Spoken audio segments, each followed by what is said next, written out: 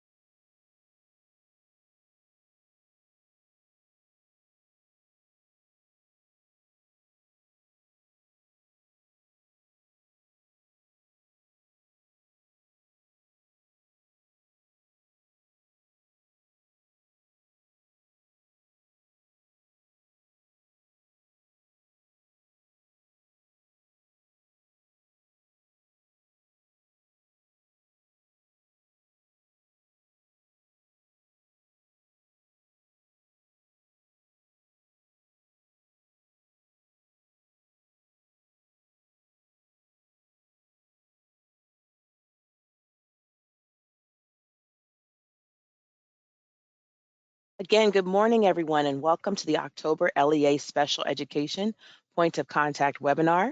My name is LaShonda Wilson Carter, and I'm an Education Program Specialist here at OSSE. This morning, I'm joined by my colleagues across divisions as we present content pertinent to policy, monitoring, systemic supports, and professional development for LEA SPED POCs.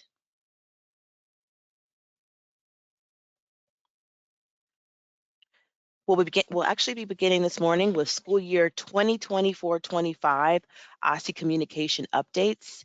Then we'll review policy and special education monitoring reminders and updates. We'll then segue into transportation and non-public reminders and updates, followed by professional development reminders and updates. We'll conclude this morning with announcements and reminders.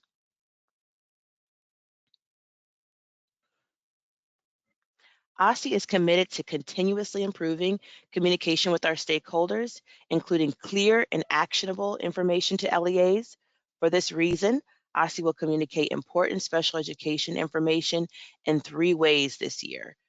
The first being our quarterly webinars, which are scheduled for the following dates at 10 a.m., of course, today, October 16th, 2024, Wednesday, February 19th, and Wednesday, April 23rd, 2024. To register for the webinars, please utilize the link provided here and be sure to share with any of your colleagues in the field as well who may not be aware of the webinar and dates. The second will be by way of our special education newsletters, which will be issued via email for the remaining months of the school year. To receive the newsletter, please utilize the link provided here. And the third mechanism will be via office hours. You will be able to book time with our OSSE Office of Special Education points of contact as needed. You'll simply utilize the bookings link that's provided later in this presentation.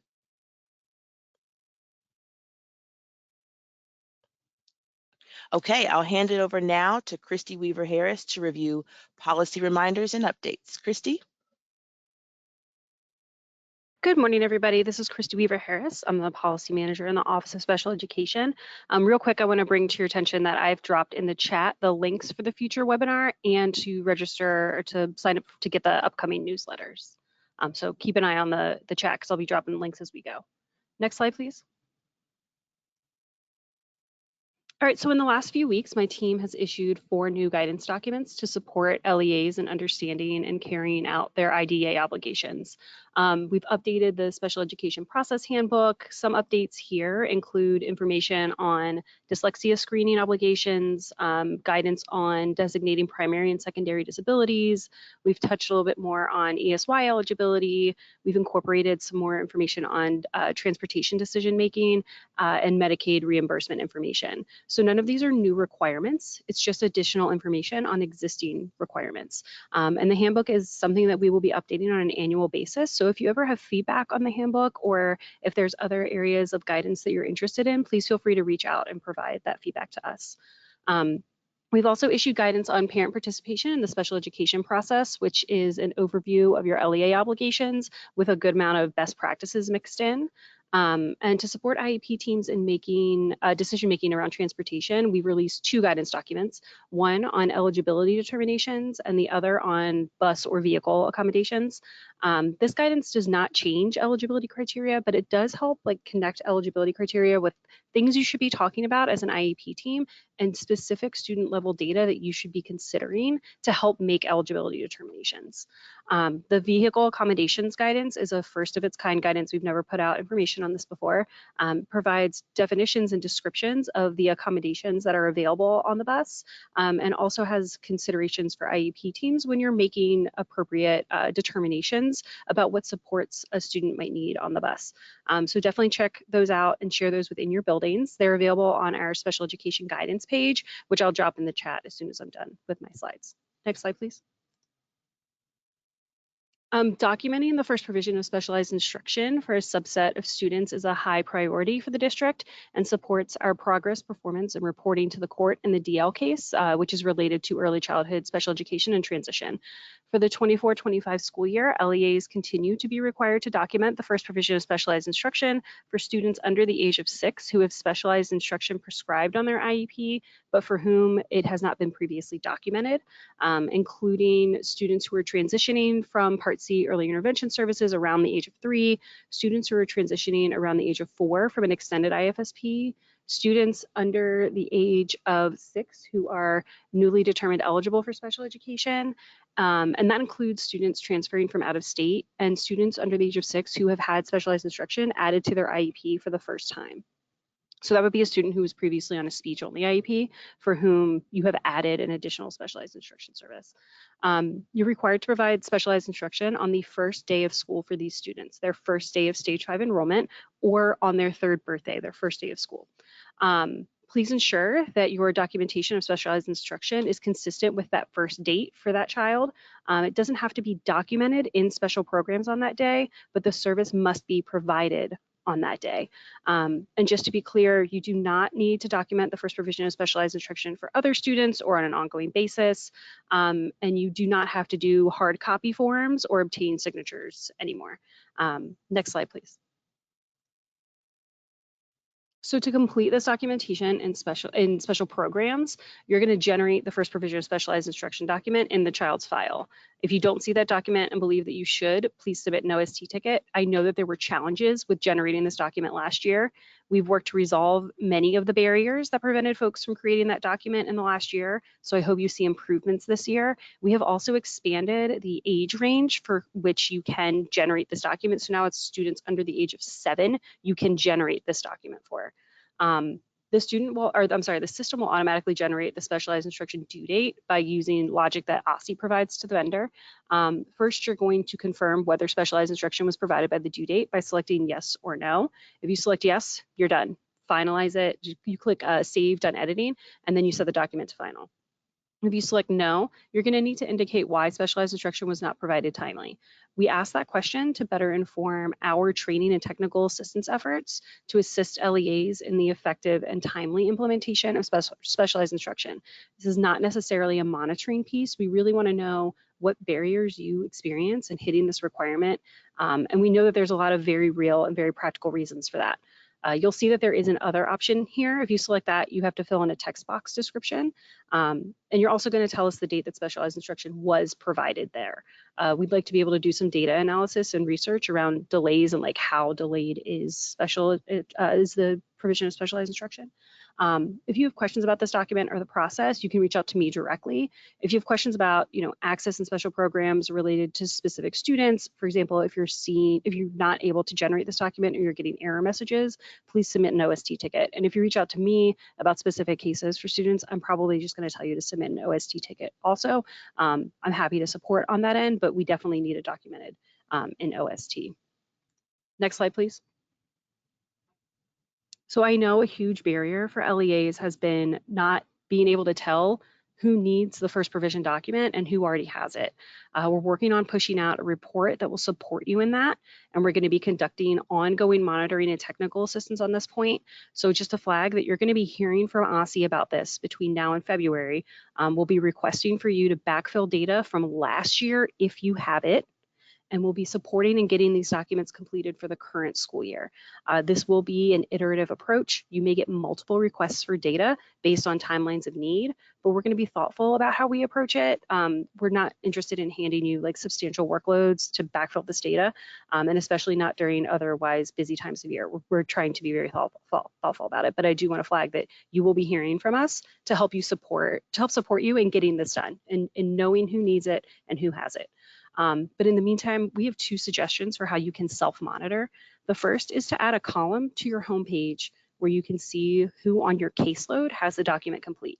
So when you go to your homepage in special programs, you can select customize columns. It's at the top, and then you're going to filter by special education part B. And under subclass timely services, you can select first date specialized instruction and then save. When you return to your homepage, there will be a new column that's labeled first date SI. So you'll be able to see it there. If a student on your caseload has a blank in that column and the student is under the age of 7. So I recommend if you do this, you're also going to want to add to your columns the age, an age selection so that you can see both the age and whether they have the document completed. If you can see that there's a blank for the document and the student's under the age of 7, I would recommend that you complete the first provision of specialized instruction document, or at least you take a look at that student's files. The other is to create a customized report. These are broader steps for doing that, but we also have trainings on report writing in the LMS. Again, we're going to be reaching out with more information in the coming weeks and months, so please be on the lookout. And if you have any questions, I will be keeping an eye on the questions box. I already see that a few have come in. We'll go over them later, but please feel free to be dropping questions in the box as we go through. Back to you, LaShonda. Thank you, Christy. All right, I'll turn it over now to Karen Morgan Donaldson to review special education monitoring reminders and updates. Karen? Thank you, LaShonda. Next slide, please.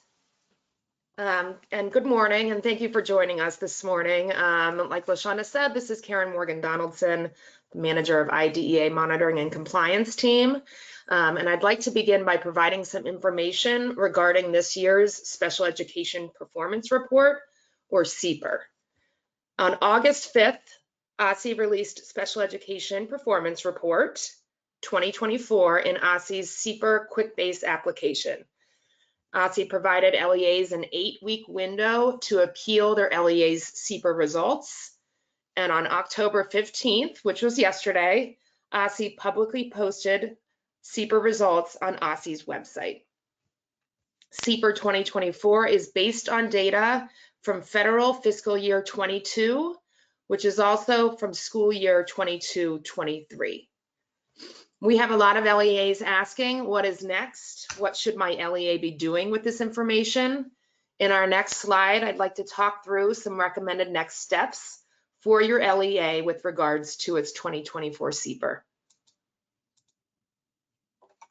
Okay, so OSSE encourages LEAs to complete the following steps to incorporate SEPR into your data-informed decision-making. We know you're already doing a lot of this work, so we just wanted to give you some suggestions for how you can incorporate the data from your specific report.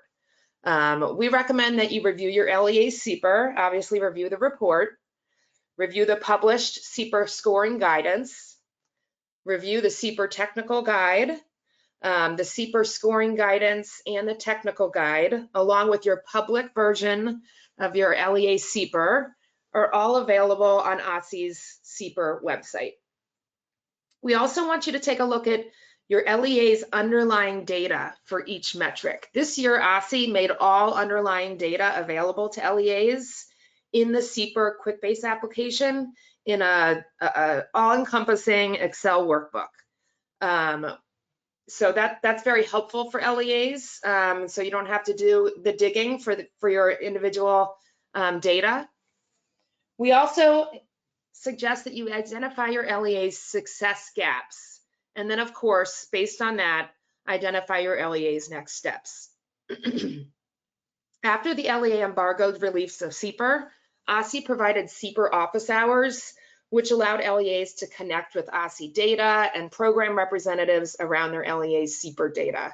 I just want to make a note here, it is never too late to connect with us to engage around your LEA's CEPR. Later on in the presentation, you'll learn how you can schedule office hours with me, where we can coordinate, I can coordinate support for your LEA to discuss your LEA's CEPR.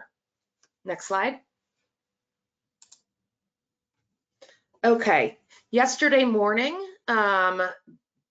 before we went public, or before your CEPR was posted publicly, these materials listed here were sent via email to all LEA leaders and SPED POCs. If you did not receive these resources, please send me a quick note either in the questions or chat here in the webinar, or you can send me an email and I will make sure to send them to you directly. We encourage LEAs to utilize these resources to support the public release of its CEPR. We sent you a parent letter template, which allows LEAs to communicate their LEA's CEPR level, areas for improvement, and actions to address those areas. We also provided a parent-facing one-page overview of CEPR. This is a resource, it's a PDF that was created by DC Special Education Hub, and that is intended to accompany the parent letter. And then we also provided a one-page overview of CEPR that can be shared with LEA and school-based staff. Again, OSSE provided these resources to all LEA leaders and SPED POCs yesterday morning on October 15th. Next slide, please. Okay, just a quick note that CEPR is still DC's IDEA determinations. And so therefore we do have CEPR and enforcement actions. So Part B regulations of IDEA specifically designate the enforcement actions that states must apply after an LEA is determined as the following. So if an LEA earns a particular score for 2 or more years, states are required to apply specific enforcement actions. These enforcement actions are examples of possible enforcement actions, the ones listed on this slide. And for a full list of requirements, please refer to page 9 of your LEA CEPR report, where requirements are outlined in their entirety. In our next slide, we will review shifts in how CEPR relates to special education accountability nationally, which aligns with the work that we are doing at OSSE. Just a quick note that all LEAs that have a required enforcement action under IDEA will be notified via email in the coming weeks.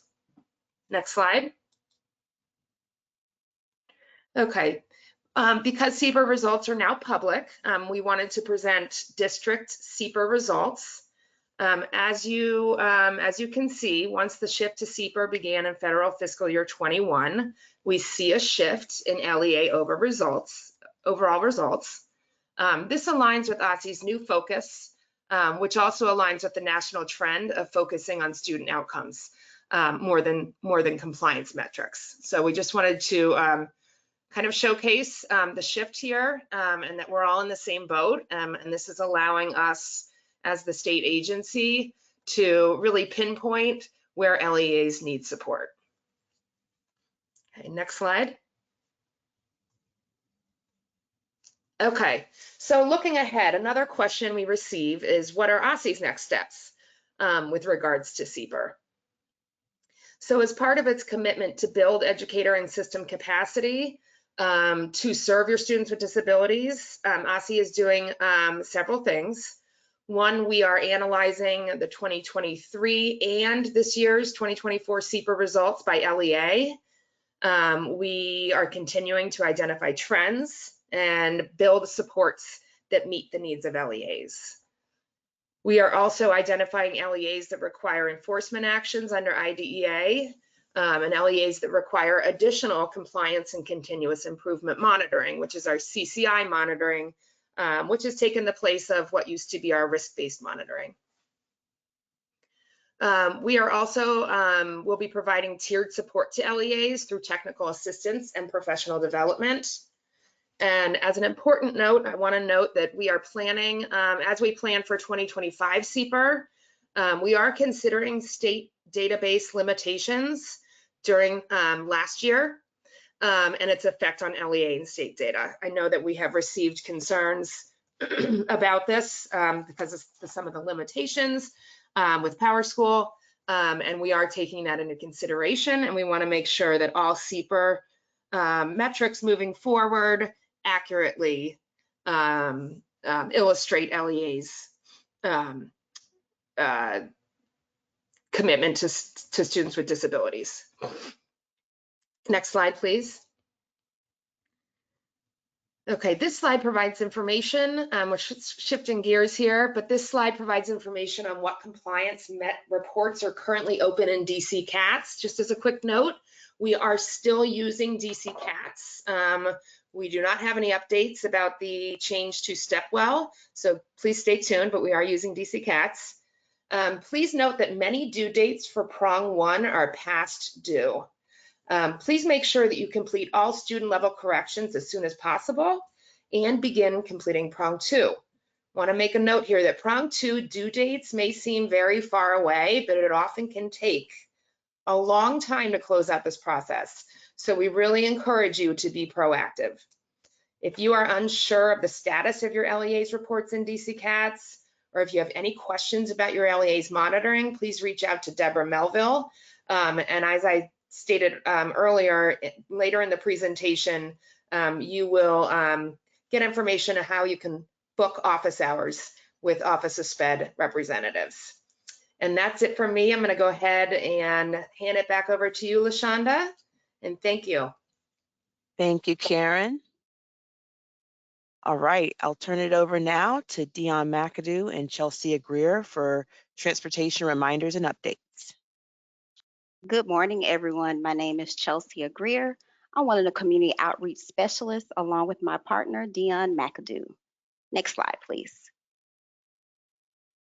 School calendars. Calendars provide the following guidance for OSSE DOT. Information necessary to determine accurate pickup and drop-off times for each student, and an understanding of each school's scheduling needs. For example, holidays, breaks, early dismissals, and staging. And of course, staging is where the students will need to be dropped off and picked up. Please review all calendars and IDS portals to ensure the following is accurate: school start and end dates, instruction time, PM dismissal time, non-instructional dates, and early dismissal dates and times. You guys have done an excellent job in ensuring those times are accurate. And if myself or Dion has reached out to you to make the corrections, you have corrected it in a feasible time frame. So we do appreciate that. Next slide. Requests for transportation schedule adjustments. Requests for emergency immediate schedule adjustments must be submitted by email and cannot be entered through the calendar application within IDS. So of course, we will need you to gather the details of the event. That could be whether it's a water main break, no running water within the building, the time the students will be released, the duration, and of course the children's in which that are impacted. At that time, you will send an email to our OSSE DOT critical info at dc.gov email, and of course include the PRC escalation email, which notifies Dion and myself. Look for a response from the DOT representative, which of course would be me or Dion, and this is your official confirmation that we have received the details or are working on the accommodation. Next slide, please. Requests for transportation schedule adjustments, of course, would include OSSE DOT cannot guarantee all requests will be honored. However, acceptable adjustments include, but are not limited to, weather-related events, government-related events, school safety, access issues, lockdowns, and public safety matters. Please note any calls to the PRC are not confirmation or acceptable adjustments. However, our customer service representatives will guide you of the initial steps just in case if you are unsure. Next slide, please. Non-riders and transportation. The Division of Transportation captures data on students who are routed for transportation but do not utilize the services.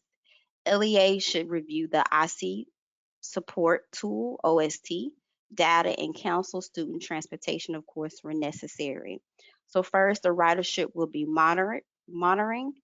From there, 5 consecutive days or no show will be flagged as a non-rider, and at that time, the pickup will be suspended.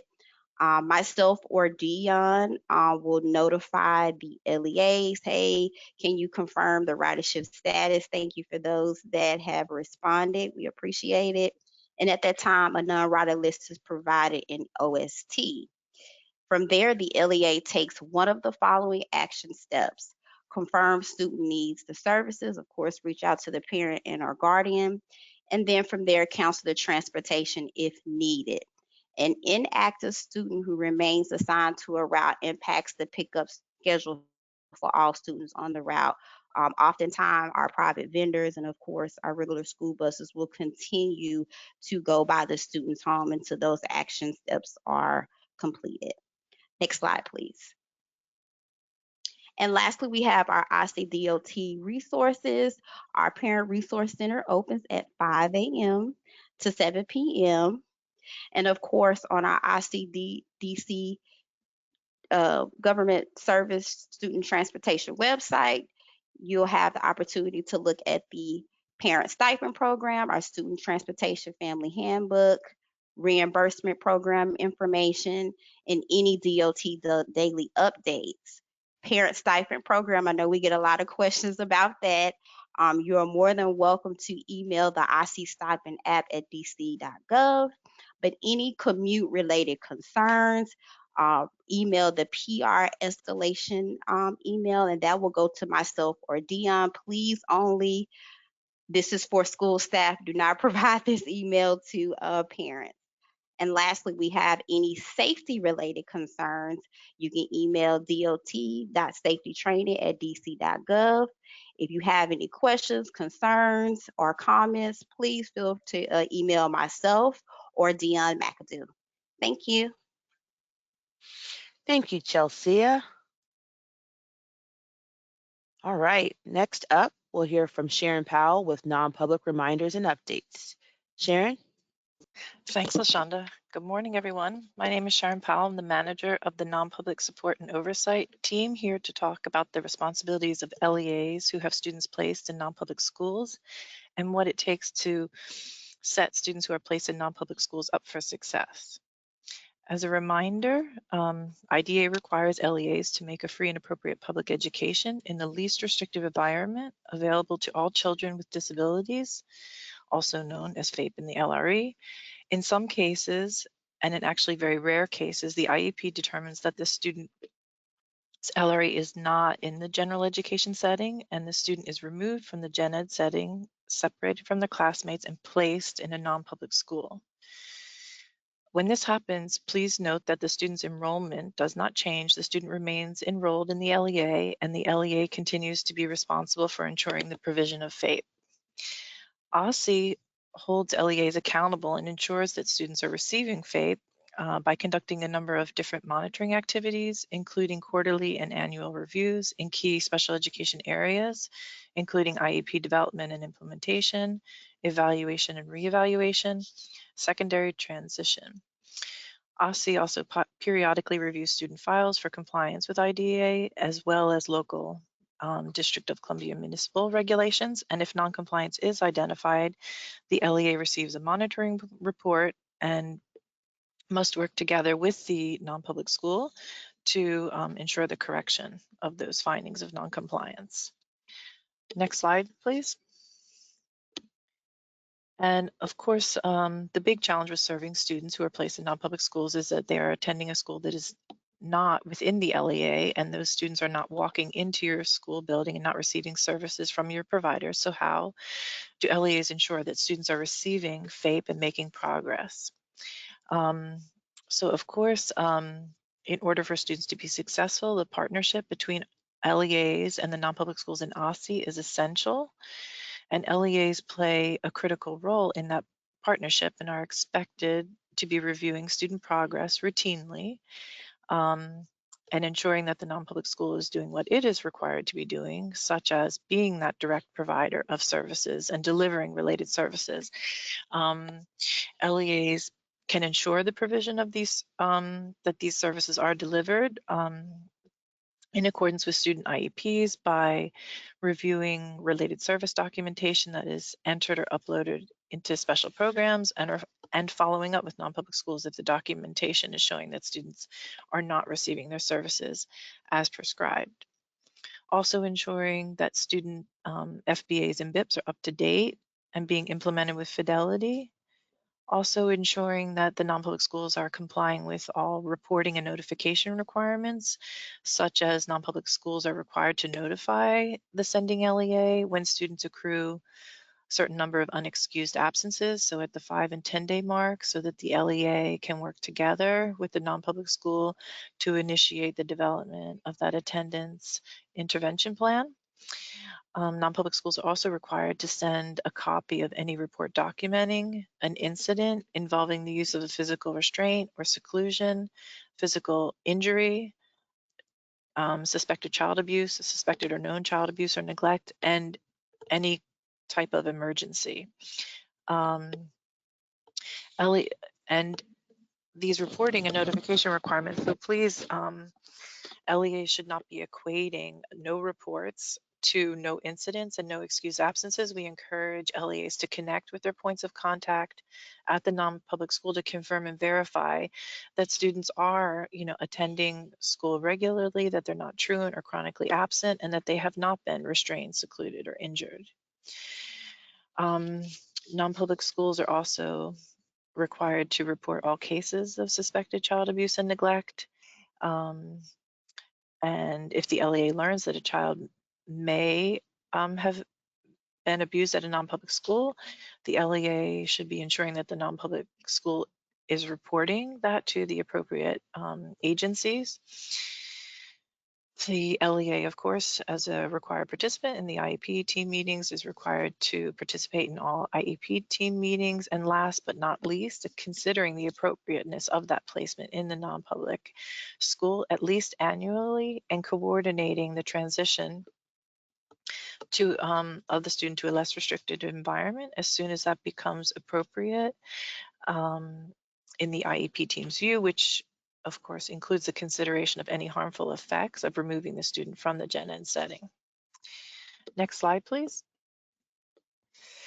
And then on the LEA side, LEAs again are required to be monitoring student progress. This can be done in a number of different ways. And if we look down here at bullet point number 4, that includes reviewing attendance data in seats, related service documentation and special programs, also the quarterly progress reports and special programs, and the incident reports that are uploaded to the incident reporting module in QuickBase.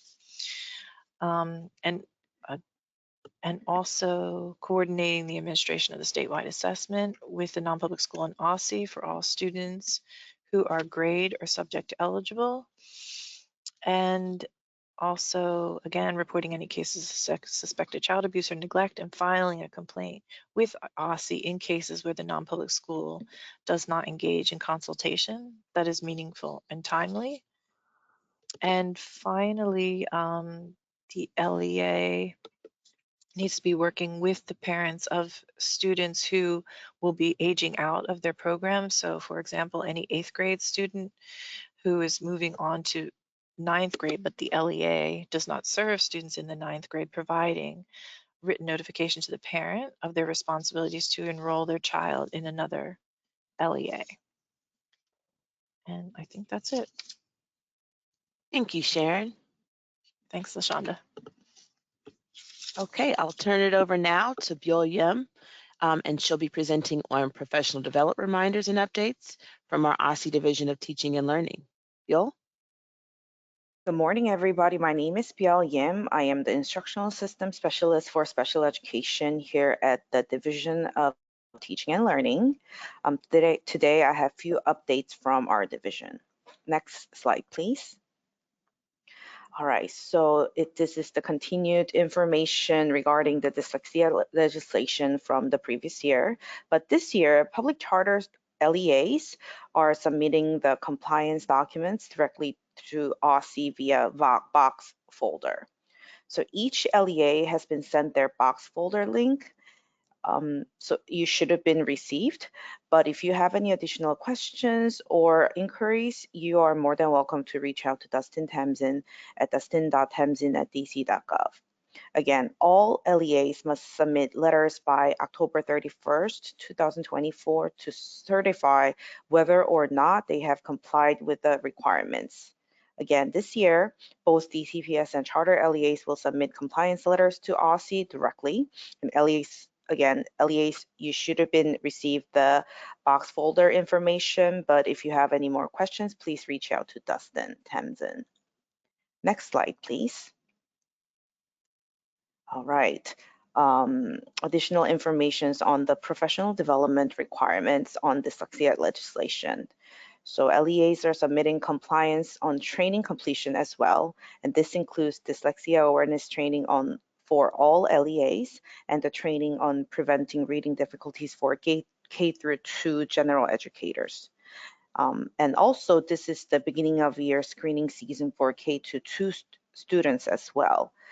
You can find more information on this slide, but I'm also on the chat sharing the link to the compliance document for LEA to support the implementation of the dyslexia legislation for more information. All right, next slide, please.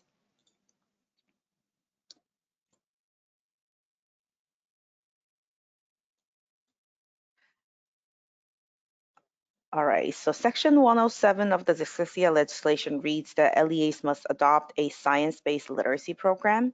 OSSE has faced this approach to support K through 5 serving LEAs first. K through 5 serving LEAs will certify that they have adopted a science-based literacy program by October 31st of 2024. Adolescent to adult and pre-K serving LEAs will receive similar support in future compliance years. For LEAs using the HQIM rubric, evidence and the rubric can be submitted along the compliance letter in your box folder as well. All right, next slide, please.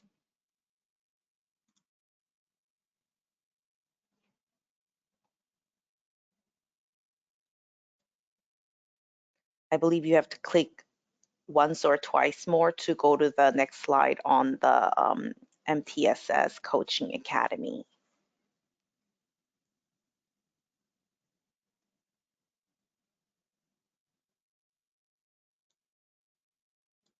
All right, this is a new exciting opportunity for our educators. We have a new MTSS Coaching Academy that's happening throughout this season. to give you a little bit more overview of MTSS Coaching Academy, you are invited to strengthen your school's capacity to provide life-changing support to students with a 6-day MTSS Coaching Academy. And this comprehensive series of on-site and virtual professional development engagement is designed to prepare educators to prioritize success for every learner by championing the work of MTSS. So you can find more information through this slide on details on the upcoming MTSS Coaching Academy. And just know that spaces are limited to 50 participants, and teams of up to 5 participants are given preference. So make sure you apply as early as possible. And you can find the link to the application, as well as if you have any more questions, you can contact Angela Awanaki at angela.awanaki@dc.gov. Next slide, please. All right, we have also a very exciting news on the secondary transition asynchronous courses that are available on our OSSE LMS. There are 2 secondary transition focused asynchronous courses that was recently developed in the collaboration with School Talk that are available for all DC public and public charter educators on our learning management system. So one of these courses is called Student-Driven Secondary Transition Planning, which you could learn the very foundational knowledge of how to design a student-driven secondary transition plans. And also the second one is around the universal design for transition, where you could learn how to provide more culturally sustaining support on the ground of universal design for learning for transitioning students. Both registration links can be found on this slide, and if you have any more questions, you're more than welcome to reach out to me, Biel Yim, at biel.yim@dc.gov. Thank you so much, and I'm gonna give it back to LaShonda. Thank you, Bill. All right, now for a few announcements and reminders.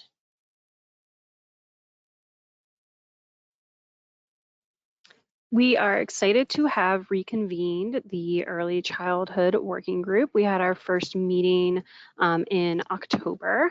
The COP is designed to create an authentic opportunity for pre-K special education professionals to collaborate with others and improve learning outcomes for children with disabilities ages 3 to 5 who are enrolled in early childhood special education programs. Like I said, our first session was held on October 2nd, and we talked about child outcome summary, self-monitoring tools and special programs, COS checkpoints, and CEPR. Listed here are the remaining session dates and topics through the end of the school year. There are links there for you to register. I realize that you can't click into those now, but go ahead and download the handout and you should be able to click into it there. If you have any questions, please contact Dawn Hilton at dawn.hilton1@dc.gov. Thanks, Christy. If by chance you should happen to miss a webinar, please be sure to visit our webpage for the LEA Special Education Points of Contact webinar series. A recording and a PDF version of the slides will be available within 1 week of the live webinar. You can also watch previous webinars and download any training resources and materials from previous webinars. Okay, and earlier in the presentation, we mentioned the third modality for OSSE communication. This is new, and we hope that this will assist you as well as directing your questions and concerns directly to those corresponding POCs within our Office of Special Education. So here you'll find each POC, including email addresses and booking links, where you can actually book time directly with our Office of SPED POCs as you see the need. You'll simply click on the link under the book office hours, and you'll be directed to the POC's scheduler. We're here to assist, so please reach out to us. We're more than happy to provide you with direct assistance.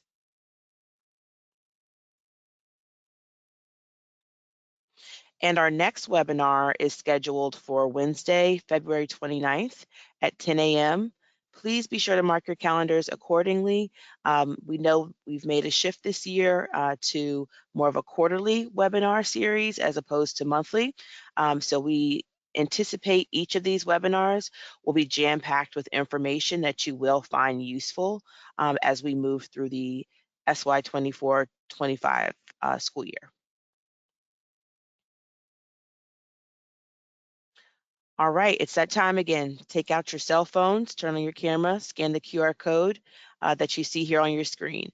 You can also access this link directly via the survey link at the bottom of the slide. Take a moment to take that survey. It'll take you less than 3 minutes, but we use this feedback to select specific content and other resources that you'd like for us to cover. In the meantime, we'll direct any questions received in the chat. Christy, do we have any questions that have come in today? Yep. Somebody asked if and you can, if you guys open the questions box, you can probably see at least some of these responses. Is the special education newsletter different from the LEA Look Forward? Yes, it is. The LEA Look Forward is a communication from like all of OSSE around a variety of updates. This newsletter will be specific to special education. OSSE has a grants-focused newsletter that's similar that we're kind of modeling a little bit off of, but this would be specific information about special education only in this newsletter. So make sure you're signed up for both the LEA Look Forward and the special education newsletter. We've gotten a lot of questions about the first provision of specialized instruction document and how it's not, like the reporting isn't clear. If you're running a custom report, it's showing that there's a lot of blank spaces for it. I'm going to check into that today. And I know it's frustrating. I'm really hoping that we can push out a functional report on this soon. And we are going to be doing like back-end manual monitoring on OSSE's end to be able to support you in getting those documents completed. Like we are going to be pulling that from our end to provide that information to you directly, and not from like a finding standpoint, from a technical assistance standpoint. There was a question about CPR and how the data lags. We know that's like a challenge in terms of being able to meaningfully respond and meaningfully communicate about your data. Unfortunately, it's just the nature of the beast when our data has to be validated prior to reporting it to the Department of Education. This is something that all states are dealing with. It is something also that we are constantly discussing about how we can shorten that gap and also provide you more current and actionable data. So that's something that's going to be part of our process as we continue to do CPR and as we are trying to develop some additional supports around LEAs to be able to see and respond to their data. I saw a few questions about UDEs and child count. I'm going to need you to reach out. You should be reaching out to CIO, OSSE CIO, or submitting an OST ticket about that. I just found out yesterday that the UDEs were not visible. I do understand that they should be visible soon, and we are working through making sure that you have enough time to resolve those UDEs.